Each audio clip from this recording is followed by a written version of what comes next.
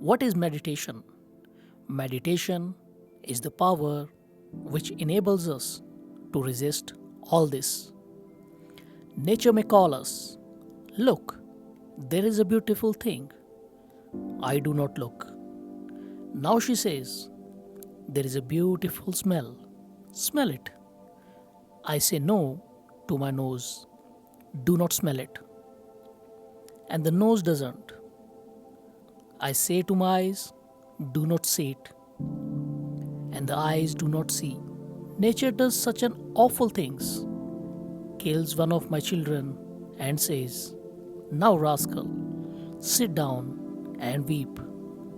Go to the depths. I say, I do not have to. I jump up. I must be free. Try it sometimes. In meditation, for a moment, you can change this nature. Now, if you had that power in yourself, would not that be heaven? Freedom? This is the power of meditation. How is it to be attained? In a dozen different ways. Each temperament has its own way. But this is the general principle. Get hold of the mind. The mind is like a lake, and every stone that drops into it raises waves.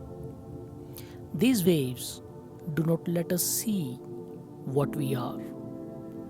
The full moon is reflected in the water of the lake, but the surface is so disturbed that we do not see the reflection clearly. Let it be calm.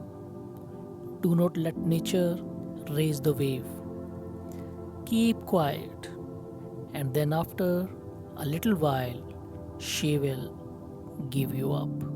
Then we know what we are. God is there already, but the mind is so agitated, always running after the senses. Just this moment, I think I am all right and I will meditate upon God. And then my mind goes to London in 1 minute. And if I pull it away from there, it goes to New York to think about the things I have done there in the past. These waves are to be stopped by the power of meditation.